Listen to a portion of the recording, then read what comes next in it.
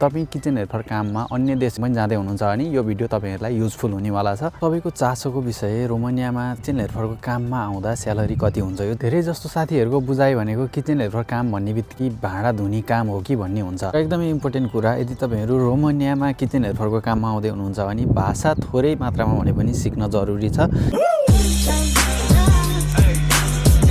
Hello everyone, welcome back to another new video from Romania Bucharest. के छ guys, I hope सबैजना fit and fine हुनुहुन्छ। अनि आजको भिडियो तपाईहरु यदि नेपालबाट तपाईहरु रोमानिया अथवा अन्य युरोपियन देशहरुमा किचन हेल्पर काममा जाँदै हुनुहुन्छ भनेदेखि किचन हेल्पर कामको बारेमा यो भिडियोमा सम्पूर्ण छलफल गर्नेवाला छु। र यदि रोमानिया नि आउँदै हुनुहुन्छ भनेदेखि म आफै रोमानियामा किचन हेल्पर काम गरेको लगभग 3 वर्ष भइसकेको छ। अनि हेर, किचन हेल्पर काममा के काम गर्नुपर्छ, किचन हेल्पर भनेको काम कस्तो काम हो, रेस्पोन्सिबिलिटी के हुन्छ, सबै यो भिडियोमा डिस्कस गर्नेवाला छु। र अनि आज म भिडियो रेकर्ड गर्नलाई यति राम्रो पार्कमा आएको छु। यो पार्कको लोकेसन देखेर यति दामी लोभ लाग्दो लोकेसन छ कि, अनि यही पार्कमा बसेर आज पुरा भिडियो बनाउनेवाला छु किचन हेल्पर कामको बारेमा। सो आजको भिडियो सुरुदेखि अन्तिमसम्म नछुटाइकन हेर्नु होला। धेरै जस्तो साथीहरुको बुझाइ भनेको किचन हेल्पर काम भन्नेबित्तिकै भाडा धुने मात्र हो कि, भाडा धुने काम हो कि भन्ने हुन्छ। तर आजको भिडियोमा म यो सबै स्पष्ट पार्ने छु किचन हेल्पर काम कस्तो हो। अनि धेरै जस्तो साथीहरुले मलाई कमेन्ट पनि गरिरहनु भएको थियो रोमानियामा किचन हेल्पर काममा आउँदा कस्तो हुन्छ भनेर। अनि यो भिडियोले उहाँहरुलाई पनि हेल्प हुनेवाला छ। तपाई किचन हेल्पर काममा अन्य देशहरुमा पनि जाँदै हुनुहुन्छ भने यो भिडियो तपाईहरुलाई युजफुल हुनेवाला छ।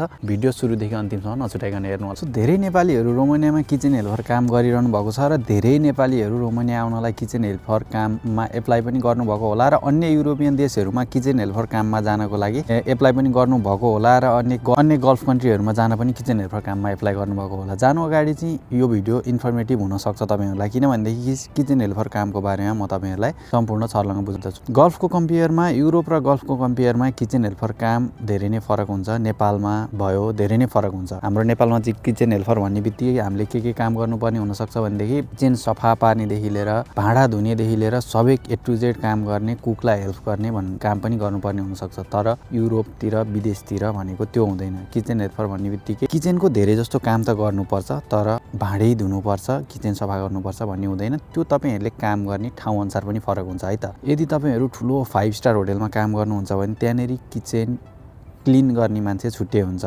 किचन क्लिनर भाँडा धुनी छुट्टै हुन्छ। र तपाईँ किचन हेल्पर भन्ने बित्तिकै सेफलाई हेल्प गर्ने मान्छे, तपाईँ सेफको चाहिँ राइट ह्यान्ड हुनुहुन्छ। सेफलाई हेल्प गर्ने मान्छे भित्र पर्नुहुन्छ।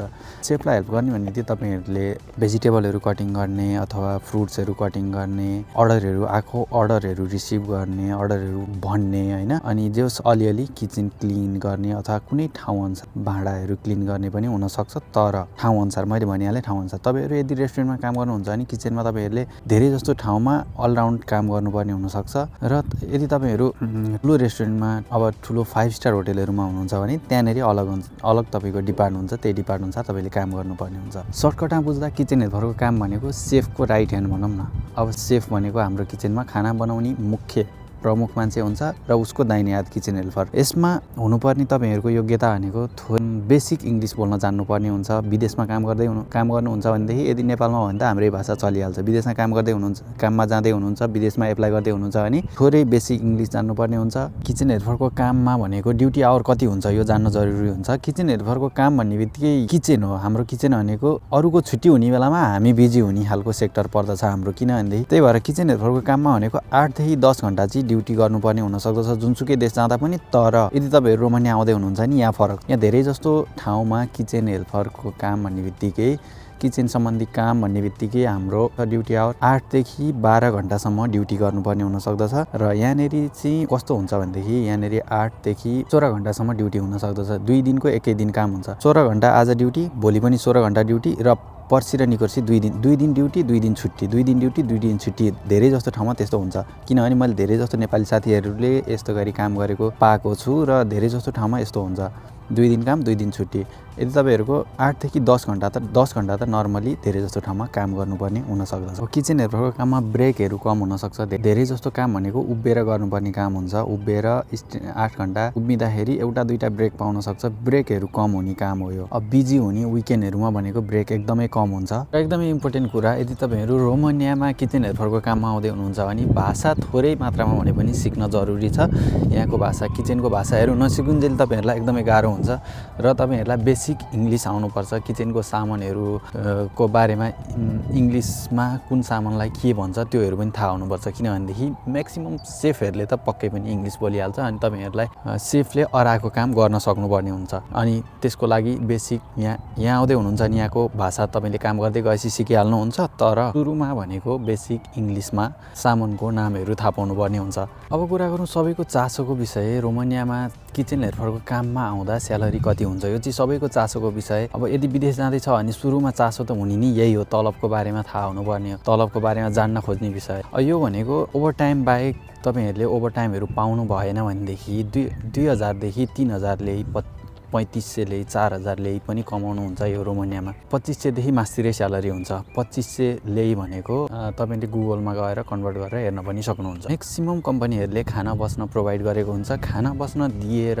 महिनाको 600 देखि 800 US डलर सम्म तपाईहरुले कमाउन सक्नुहुन्छ US डलरमा कन्भर्ट गरेर हेर्ने हो भनेदेखि किचन हेल्पर काम त्यति इजी काम त हैन उभिएर गर्ने काम हो धेरै घण्टा उभिनु पर्ने हुन सक्छ मेन्टली देखि लिएर फिजिकली प्रिपेयर चाहिँ हुन एकदम जरुरी छ किनभनेदेखि किचन हेल्पर काममा भनेको अब एकदम ग्रुपमा गर्नुपर्ने काम हुन्छ मिलेर गर्नुपर्ने काम हुन्छ सबैसँग मिल्ने टाइपको हुनु पर्यो यस्ता कुराहरु पनि ध्यान दिनुपर्छ यो सुन्दाखेरि नर्मल इजी लाग्छ तर रियालिटीमा यो एकदमै इम्पोर्टेन्ट कुराहरु हो मेरो मतलब किचन हेल्पर काममा फिजिकली देखेर मेन्टली फुल प्रिपेयर हुनु जरुरी हुन्छ किचन हेल्पर काममा मेरो आफ्नो एक्सपिरियन्सको कुरा गर्नु पर्दाखेरि किचन हेल्पर मैले भनेको सुरुमा इन्ट्री भएदेखिको कटिङको काम गर्नु परेको थियो सुरुदेखिको कटिङको काम गर्यो यति कटिङ गर्यो कि हातमा ठेला उठ्दासम्म कटिङ गर्नु पर्थ्यो हैन कटिङको काम अनि अलिअलि गाह्रो काम भनेको अर्डरहरु हेर्नु पर्थ्यो भन्नाले अर्डरहरु के अर्डर आयो त्यो भन्नु पर्थ्यो अनि अर्डरहरु यहीँको ल्याङ्ग्वेजमा हुन्छ अर्डरहरु अनि बुझ्न गाह्रो त्यस्तो हुन्थ्यो नर्मली तपाईहरुले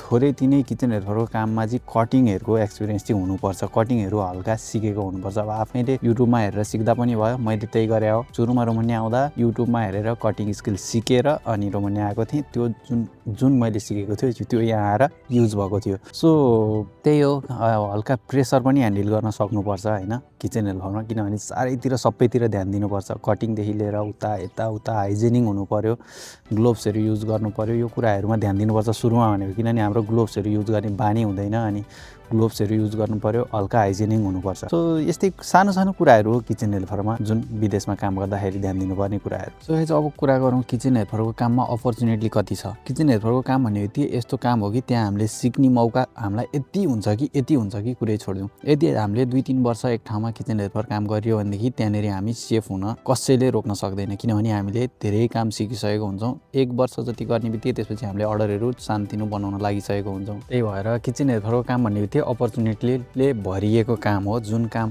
हामीले गर्यौं भने केही समय हाम्रो स्यालेरी इन्क्रिज हुन्छ हामीले काम चेन्ज गर्यो भने पनि हामीसँग स्किल हुन्छ काम सिक्न सकिन्छ किचन हेल्परको कामले गर्दाखेरि तपाईं सेफ हुनुभयो भने सेफ भइसकेपछि जुनसुकै देशमा जहाँसुकै गए पनि अपर्चुनिटीहरु इनफ हुन्छ हामीले धेरै पैसा कमाउन सक्छौं अनि हाम्रो फ्युचरको लागि किचन हेल्पर काम वान अफ द बेस्ट किनभने किचन हेल्परबाटै हो सेफ बन्ने भनेको जुन चाहिँ स्कुलको 1 क्लासबाटै हो 10 सम्म पुग्ने भनेको त्यस्तै नै हो सो किचन हेल्पर काममा अपर्चुनिटी चाहिँ एकदमै धेरै हुन्छ है त यदि तपाईहरु सिक्नलाई एकदमै इच्छा राख्नुहुन्छ र भविष्यमा गएर सेफ हुने रहर छ होटल लाइनमा इन्ट्रेस्ट छ कुकिङमा इन्ट्रेस्ट हुन्छ भनेदेखि तपाईहरुलाई किचन हेल्पर काम चाहिँ वान अफ द बेस्ट नै भन्न चाहन्छु किचन हेल्परबाटै तपाईहरु सिकेर सेफसम्म र माथिसम्म पुग्न सक्नुहुन्छ जो अल्छी छ जसलाई किचन सम्बन्धी इन्ट्रेस्ट छैन भने यो काम पक्कै पनि उसको लागि हुँदै हैन सो गाइस लास्टमा बोनस टिप यदि तपाईहरु किचन हेल्पर काममा जुनसुकै देश रोमानिया मात्र नभएर जुनसुकै देश पनि जाँदै हुनुहुन्छ भनेदेखि तपाईहरुले नर्मल बेसिक कटिङ स्किल चाहिँ सिक्नु होला आफैले घरमा काट्ने सामानहरु लिएर आएर युट्युबमा कसरी काट्ने भनेर हाउ टु कट भेजिटेबल भनेर भिडियो सर्च गरेर कटिङ स्किल सिक्नु भयो भने तपाईहरुलाई यहाँ पछाडी अथवा विदेशमा गएपछि धेरै नै हेल्प हुन्छ किचन हेल्परको मुख्य काम भनेको कटिङै हुन्छ सुरुमा सो गाइस यही थियो किचन हेल्परको काम कस्तो हुन्छ र किचन हेल्परमा रोमानिया आउँदै हुनुहुन्छ अनि रोमानियामा मेरो एक्सपिरियन्स म आफै किचन हेल्पर काम गरिरहेको भएको कारणले मेरो एक्सपिरियन्स पनि शेयर गरे र यदि तपाईहरु रोमानिया आउँदै हुनुहुन्छ यही काममा भने तपाईहरुलाई पक्कै पनि आजको भिडियोले धेरै हेल्प भयो होला र यदि तपाईहरु किचन हेल्पर काममा अन्य अरु देशहरुमा पनि जाने सोचमा हुनुहुन्थ्यो भनेदेखि पक्कै पनि यो भिडियोले हेल्प गर्यो होला thank you so much for watching see you in the next video यस्तै इन्फर्मेटिभ भिडियोहरुको लागि हाम्रो च्यानललाई सब्स्क्राइब गर्न चाहिँ नबिर्सिनु होला so thank you so much for watching